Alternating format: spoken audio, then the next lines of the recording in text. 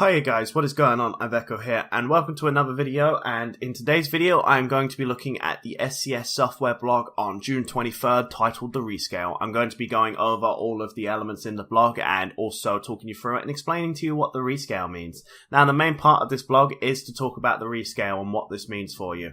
So, the first thing that is the primary thing in the rescale bullet points is upping the map scale from 1.35 to 1.20.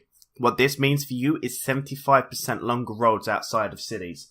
So as you can see in the screenshot below, there is a lot more road network that are adding, the white being the pre-existing and the yellow being new content coming along. So what they're planning to do is to add much longer extensions to certain roads and make sure that these roads have a lot longer distance to travel down, and this basically means longer deliveries for you and they're more time consuming. So those of you that are planning on who like to do those long haul journeys from Elko to Nogales can actually fill the long distance of the journeys. You can actually make it feel like a 1,000-mile journey that it takes you about an hour and a half, unlike half an hour. The next point is retouching the existing system of the roads and intersections and revisiting the placements of cities and crossroads. Now, what this most likely means is now that they have a lot more space to work with in this rescale, they're going to be retouching a lot of the roads and making sure that they are a bit less problematic. There was a few problematic intersections and roads where the AI will get blocked up, and so will people on multiplayer. So hopefully they can fix these issues and errors. And also with the placement of cities, they're going to be probably going for a more realistic placement of cities, so to reflect their real life counterparts, that there's a bigger, better, more accurate city placement than what there currently is, because it is inhibited due to how big the map is. The next point is focusing on a better sense of scale and distance and more space for large vistas. So what they want to do is, with this rescale, is increase the distance, make the map feel a lot bigger than what it currently is, make it feel like when you do a 1,000-mile journey from end to end of Nevada or California down to Arizona, that actually feels like a long journey, that you felt like you spent some time doing set journey. So they want to focus on getting a better sense of scale, so longer distances, so it reflects the real life, not completely reflecting the real life distance, but to some extent making it feel more like the real life counterpart of driving a truck from north to south of California to Arizona. Now, the next point that they have is adjusting the timescale, meaning a slower day-night cycle and longer intervals between when drivers need to rest and refuel. So, the day-night cycle is going to be slowed down, which means it's going to feel like it's taking a lot longer to do certain deliveries, even though it might not be, but it is definitely going to, obviously, because of the extra roads. You're going to feel that their journeys are taking a lot longer, and you're not going to see day and night time cycle through as quick as what you currently do. Now, longer intervals between when the driver needs to rest and refuel are pretty much have to be coming in with a new rescale. With extra distance, we're going to be consuming a lot more fuel, so we won't be able to do this system of doing 3 journeys and then having to refuel, and then being able to basically do another 3 journeys and so on and so forth. With this update, it might mean you have to actually make a pit stop in a long haul journey to fuel up. And you're also going to need to, once you're doing 1,000 miles, also make sure that you rest and get your rest so you don't get fined. Now, the next point they have is revamping problematic junctions, and there's no more interstate intersections.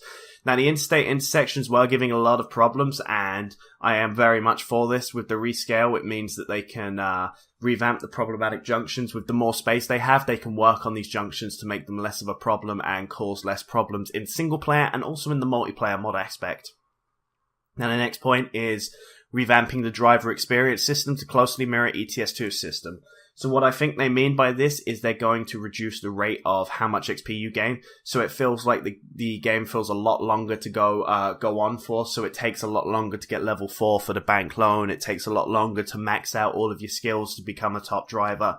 Basically, it fleshes out the game. So I think mainly what this update does is it fleshes out the pre-existing game. It makes the game a hell of a lot bigger, a hell of a lot longer to play in terms of journeys, and also it takes a lot longer to level up and get your character to a good point, which is, as some may say, some of the people who play casually may not like this update, but those of you that are hardcore truckers will probably not really do like this update.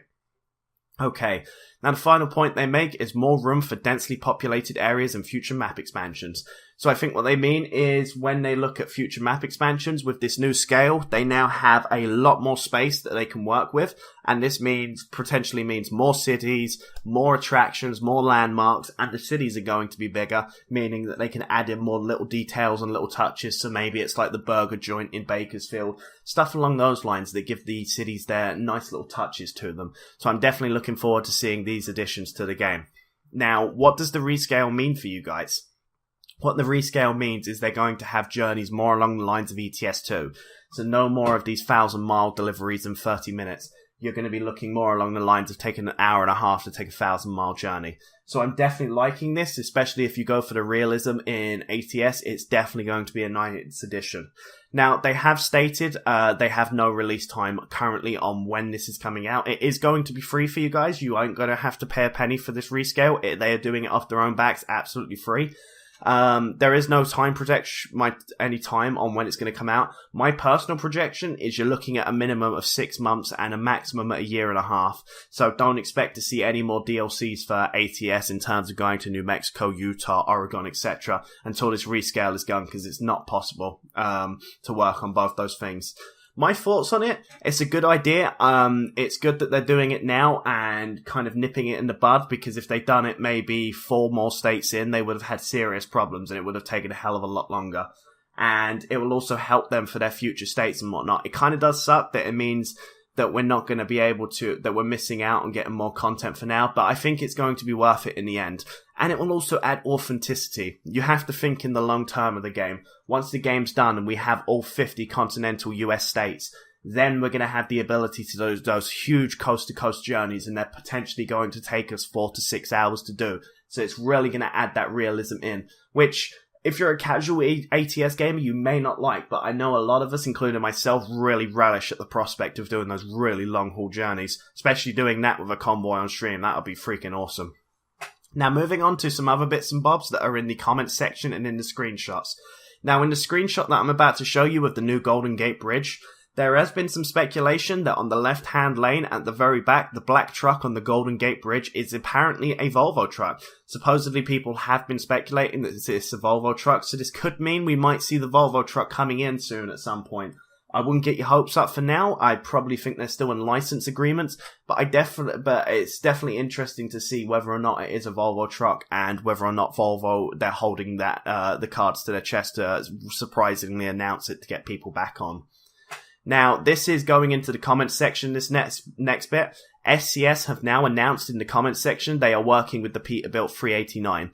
So we are looking at the Peterbilt 389 coming out at some point. They have stated that they need to make 3 separate versions of this. This is the high polygon, low polygon, and the exterior of the truck need to be done. They have not given us a actual time on when this is going to be done. I think it's going to be at least 2 months before you see it, minimum.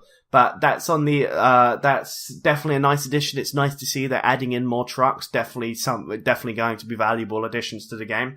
Maybe we will see people starting to drive the Peterbilt, because I know for a fact when I play multiplayer at the moment, all that I see is people driving Kenworths, and I mean, I'm not privy to that. I drive the Kenworth as well, so maybe we'll actually see some Peterbilts on the road. That'll be a sight for sore eyes. There has also been in the comments section an update on truck licensing. This is the statement from SCS. We are negotiating with multiple partners. The licensing process is a long run one. Further trucks will be announced/confirmed only under the circumstances agreed with the particular manufacturer. Thank you for your patience and understanding. So, in layman's terms, what this means is they're having problems with licensing at the moment. It seems that they're having a lot of issues getting with maybe Freightliners and Max and also Volvo and trying to sort out licensing issues, which is not their fault. I mean, it's other companies are basically taking a risk on whether or not they should put their trucks and advertise their trucks into ATS. And they have to weigh up the consequences of how badly this could affect their business or what good it could do for their business and whether it's worth the investment. So at this point, I definitely think you just gotta give them time, and hopefully the licensing will come through and they'll be able to figure out the licensing issues. But they're doing a good job. I do definitely like what they've put in this update blog for the rescale, and it's definitely nice to see these new additions of the Peterbilt 389 and the possible rumors of a Volvo truck. I mean, that'd be awesome. I can't wait to drive that if that is confirmed. It might not be. It might just be another truck. Okay, so that's going to be my software update blog for the Rescale. I hope everyone has liked this video. If you did, go and give it a like. Make sure to subscribe to the channel for more ATS content like this. You can go and check out my Make It Great Again ATS video, which I released out on Friday. Go have a look at that. It's my thoughts and feelings on ATS and how it could be made great again. But apart from that, go and make sure to look in the description for my Twitch, Twitter, and Facebook links. Come join us on a convoy on Wednesdays and Sundays. But yeah, that's about it. So I'm going to shut up now and let you get on with your day. So thank you everybody for watching. I've been Mr. Iveco and you've been you. Peace out, guys. Say that it feels right.